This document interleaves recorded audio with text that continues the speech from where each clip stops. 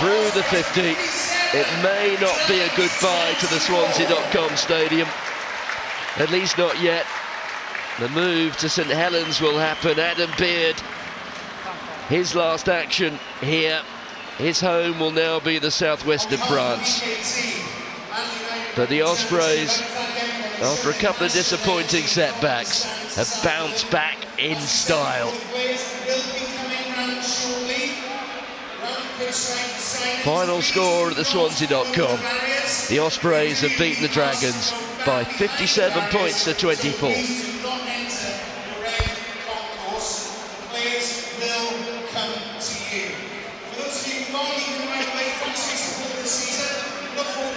You look back at half-time, 14-10 to the Ospreys. Dragons well in it, but then it's that last 20 minutes again. It's been a bit of an issue really for the Dragons most of the season. Sometimes they've been leading in that last 20, other times they haven't. But the Ospreys just put their foot on the gas and they couldn't do anything about it. Couldn't deal with the pace, couldn't deal with the power, couldn't deal with the aerial assault that the Ospreys threw at them. And we said pre-game about the last maybe 2 or 3 weeks, the Ospreys not taking their chances. Well, they certainly have today. I think as you go back to Mark Jones reinforced over the last 2 weeks, so they're not throwing the baby out with the bathwater. They're sticking with it. They were getting the entries. They just weren't clinical enough in that 22, and they were ruthlessly effective today. And the Dragons had no answer to it for the last 15-20 minutes and fell off a cliff. It's great to watch as well if you're an Ospreys fan. Possibly the last game here, a good crowd at a derby. If you want to go to South Africa, you've got to go with a little bit of confidence, and they should go with a lot of confidence after today's performance. Yeah, definitely. I think what we spoke about at the start of the game was getting 5 points, but the confidence they will get from that last 25 minutes of how clinical they were, and when they got behind the Dragons' defence, they stayed behind it. And something you've seen from the Ospreys over the last 2 months is that speed of ball. So the Ospreys back in the winner's circle after a disappointing fortnight. Let's catch up with the player of the match, who's talking to O'Wine. Kieran Hardy, the player of the match. It's kids round 16 of the URC. We have Lily May here with Jack Morgan, the Ospreys captain, to present the player of the match medal to Kieran Hardy. If you can ask you to put it around his neck. Many congratulations, Kieran. Thank you, Lily May. Thank you for your help. Kieran, if we can drag you across. What a game. After 20 minutes, we were sleeping a bit, but came out roaring. Yeah, everything we expected from the Dragons, really. You know, they came out and we probably weren't accurate enough in the first 20 minutes. Bit of discipline left us down, but found our way into the game. When we got going, we looked good. Yeah, the boys upstairs really complimenting your kicking game. Box straight away, controlled the game well. Obviously getting a try as well to round it off for you. Yeah, and it's something we spoke about in the week probably. We haven't played enough territory probably in the last couple of weeks, and we are pretty good on the contestable kicks and getting them back, and it got us up the field, and we were more clinical today and we deserved to win in the end. How much motivation was beating the Dragons, who beat you in the opening round of the URC, and obviously needing that bonus point to keep your hopes alive of getting to the last 8? Yeah, obviously there's a little bit of that, but I think obviously we had 3 games left coming into this one, and we still had an outside chance to get into the top 8, and that's the mentality of the boys to get in there. So we've done our bit today, and then we've got to go to South Africa and get 2 wins. And a word about Jack and the boys up front. The power game really helped in that first half. The rolling ball was really effective. Yeah, look, and that's probably one of the reasons why I'm wearing a medal, isn't it? You know, the forwards obviously make my job a lot easier, and the back. So, no, they were excellent today, and we really deserved that one. Kieran, many congratulations. Enjoy this evening. Diolch yn fawr. Jack, if I can ask you a couple of questions as well. Slept for the opening 20. What was said to kind of get the boys going after that slow start?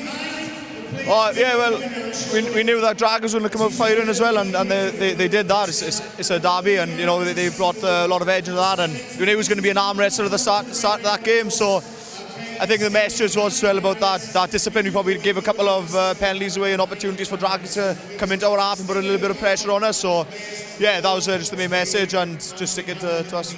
It potentially is the final game here at the Swansea.com. How important was it to give the fans, to leave here potentially with good memories? Yeah, definitely. It was, the fans and support is always amazing, and yeah, it could be our last game here. So yeah, it's been great, and a special word as well to BD. It was his last home game potentially today, and cap it off for the 80 minutes, and he's been a great player for us, and also Lids as well with his possibly last home, and it was a privilege to play with Lids here, and and privileged to play with BD. So you know, it was a good day. Cheers, Jack. All the best over in South Africa. Diolch fawr. Diolch. Well, that was quite the statement in the end from the Ospreys. Keelan Giles with the 4th try, which gave them the bonus point. They needed the bonus points, but they ended up with a lot more than that. 9 tries in total for the Ospreys. Magnificent win, and they march on with the playoffs still very much in sight. So here we go then, round 16 of the URC. As we mentioned earlier, it was a 25-all draw in Parma between Zebra and Edinburgh. That's good news for the Ospreys, because Edinburgh are one of the teams that are also chasing that spot in the top 8. Glasgow, a rare defeat at home at Scotscon Stadium, but it was against the Bulls, one of the title favourites this year. Cardiff beating Munster, that was a significant result as well, because those teams are right next to one another in the table, both still in the top half of the table. But the Ospreys with that 57-24 9-try demolition, still on track if they can go to South Africa and do something. Lions currently beating Connacht 19-7. Also a good result for the Ospreys if it turns out that way, because Connacht right next to the Ospreys in the table as well.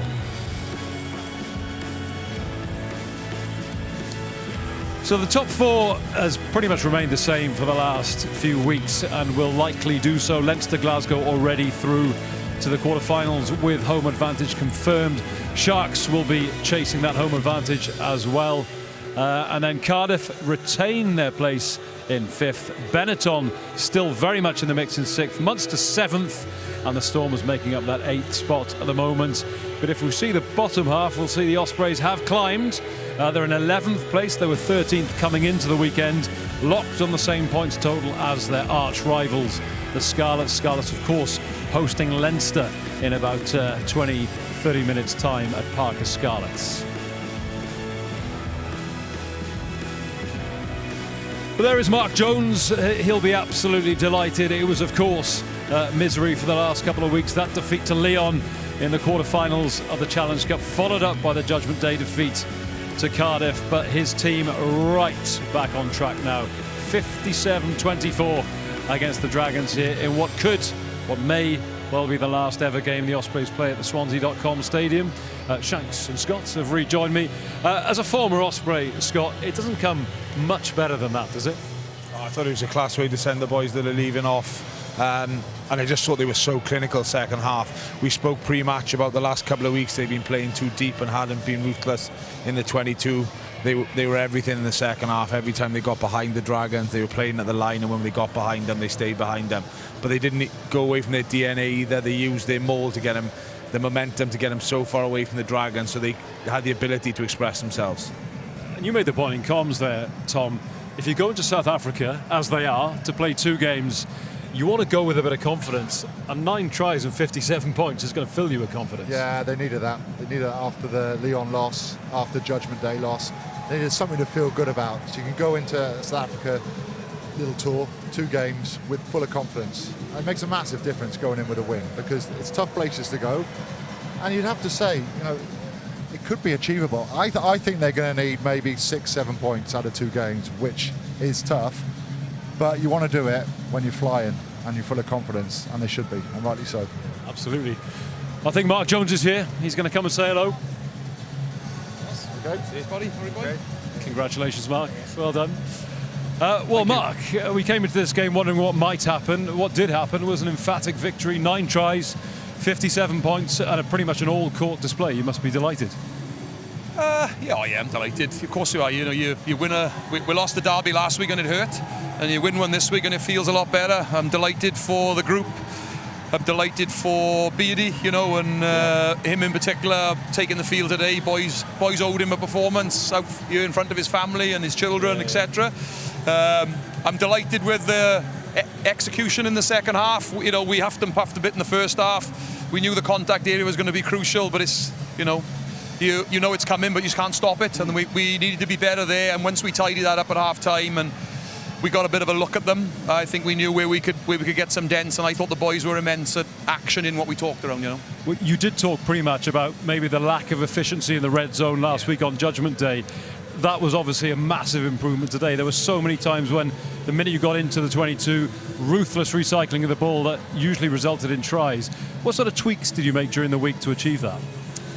Oh look, there's not so much tweaks. You shine a light on it, and then you drive it a bit longer in terms of your review, in terms of your preview, your skill drills, your warm-ups. You just try and make it front of mind. That's the first thing. You can't change a lot in a week, couple of sessions. You're not changing a lot, but you need to make people aware of what's critical. And to be fair to the Dragons, they got hold of us at the first game of the season, and that team beat us round one, and deservedly so. So we did talk around, well, how much have we grown since then? What have we got better at? What do we need to get better at? And where are we? And I thought we've made some huge strides. So credit to the boys for that. Your face play attack, Mark.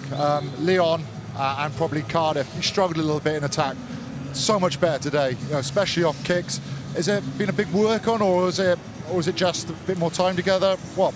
Yeah, we always work on it, Shanks. I think the difference in probably the defences has caught us out a little bit. So we defend against ourselves a lot in training, as obviously, and our line speed is completely different to Leon's and what Cardiff's was on the edge.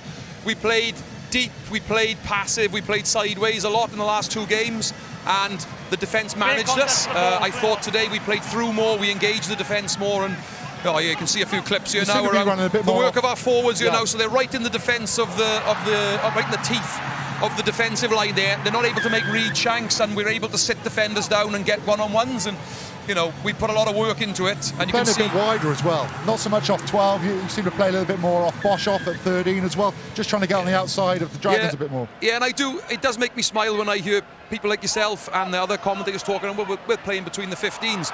You've got to earn the right to play outside the 15s. You've got to get the speed of the ball, and you've got to make sure you reduce the amount of defenders in the 15s, otherwise you're setting yourself up. So what we did today was we earned the right to get there more, Shanks, and then, as you said, we were more accurate in putting it in there with a little bit more width and a better flatness of our attack.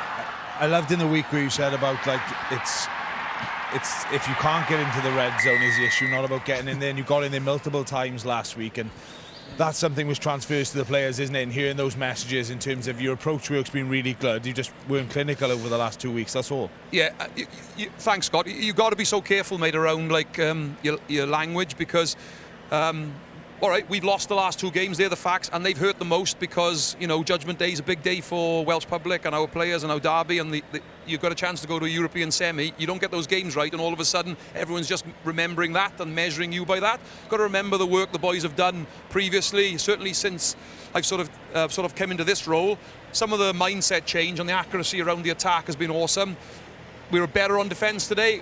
Our discipline was what led to the tries today predominantly, but we were better defensively today, got more time in tackle, stayed in front of the attackers more. We looked a lot more comfortable than we did last week in the red zone, for example, defending. As a winger, how impressed were you with someone like Daniel Kasende today, who was awesome in the air? Mate, he's got about the same skill set as I had, Shanks. He can run fast, and he chases after the ball pretty quickly, and he's got a load more on top. That's the difference, So I got a huge amount of admiration for him. He's awesome down the middle of the field, regaining those balls, putting pressure on.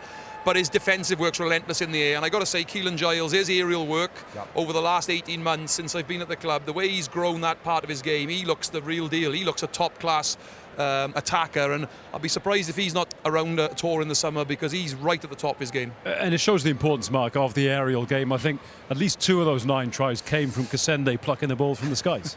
Yeah, look, nobody likes kicking aimlessly in rugby, but when kicking is done well, I think everybody appreciates it. And I thought the 9's accuracy of kicking, the work rate of not just the boys winning in the air, but if there's a bouncing ball, the next guy there ready to pick the scraps up. We design kick chases to pick those things up, and when you see the boys working hard, and you get in the reward from it, it becomes easy. The one for us is to be a bit braver. Teams are loading the backfield against us now, and we've got a plan there around, well, if they want to do that, we'll shift and run, but we're probably, that's the next evolution for us, is to be brave enough to be able to do that, 20 plus points from Dan Edwards. We saw his 2 tries while you were talking just a moment ago, but the boys in comms gave Kieran Hardy the player of the match. So there were many contenders. How much of a luxury is it to have him and Ruben Morgan-Williams, who's probably a test class scrum half, not capped yet, but he's right up there too? Yeah, they took top. Well, they're both international level 9s in my opinion. I think the skill set stuff is there for everybody to see, but it's the decision making that becomes crucial. And you can look at him here, his eyes are up at the breakdown here all the time. He's looking all the time at where's the opportunity, where's the easiest route to the gain line, and look, he gets fortunate there in the bounce, but he's fortunate because he picks a great decision. You know, that he gets lucky because of the decision he's made. Did you look to change the kicking strategy in the games? It looked early on as you were kicking long and putting a high press, and then through the game as you were obviously getting a lot of rewards in the contestable kicks. Did you look to shorten it up there? No, I'd love to say that was the plan. I think they were. We always talk around first, second punch. Our first punch is in the air. Our second one is on the ground. So we were second punching in the start of the game. We felt if we could get it to a first punch, we probably had good aerial capability. And to save the nines, I'll say we changed it. What's your plan tonight then, since you won? A bit of iPad and country file? I was going to say, the temperature's plumbed 10 degrees and only will be in shirt sleeves at this point. I don't need to come here to get insulted, Shanks. I get plenty of that out in the street. But look, we'll have a good night tonight. We'll enjoy it, and we've got a few days off before we get together at the end of the week, and then we get to go on tour off the back of a win, which is obviously far more positive. But we got a couple of big games coming. Happy for you. Thanks, mate. Cheers, Shanks. Just quickly, Mark, before we let you go, it is South Africa next. Scott and I were covering the Ospreys last game this time last year when the URC predictor gave the Ospreys a 2% chance of reaching the last 8. And you did it. So there is a precedent. The odds seem slim. It's a big challenge to go over there and win 2 games on the road, but it's been done before. Yeah, it has. You know, Lloyd Christmas. So you're saying there's a chance? I'm reading you. There is a chance, but the accuracy at which we delivered at the end of last year and the mindset and the intent was why it happened. It wasn't just the opportunity, and we got to make sure we're going to South Africa. It's a tough place to go, but listen, we want to be in playoffs. You have to go to those places and you have to get results. So it's in our hands, but it's pretty tough ass. And I've got to ask you, one midway into another. Garth Boy, Bilth Wells, Llandrindod Wells alumnus on the pitch tonight. Dan Lydiot, last ever game on Welsh soil. Just a few words about him. Yeah, legend. He does live the other side of the Wye River, so it does go down in my estimations a little bit. Is that him behind me there on the tractor? No, it's not. I thought it was him there coming behind me there. But no, look, Dan's been an incredible servant to Welsh rugby. He's been there at the best times of Welsh rugby, played an integral part in it. Everybody knows what he is. He's the scyther. He chops everybody down, and look, he's an incredible bloke off the field as well, and you know he's got his new egg company now, which I'm supporting really well. So number 6 eggs. So get out there, keep him off the street. You know he's going down in salary now, so we need to look after him. He makes his own biltong as well, which is very tasty by all accounts. Yeah, he's a good man. Mark, congratulations! Thanks for coming over as always. Safe travel to South Africa. Thank you. And we'll see you on the other side. Yeah, thanks boys. Appreciate it. Thanks for your time. See you soon. So Mark Jones, the victorious Ospreys coach. Just briefly, Scott, have they got a chance? Are they going to get top 8 again this time? They've definitely got a chance after today's performance, and they'll go out there with confidence, get a win, and then go into the last game having the opportunity to win again and get in the top 8. I believe they will get in there. One word, Shanks, will they make the top 8? No. He's out of sight now. Negativity from Shanks. Who'd have thought it? We got to go. This could be the last time we're ever at the Swansea.com. If it is, goodbye. If not, we might see you here again next season. We'll see you next week, though. That's guaranteed.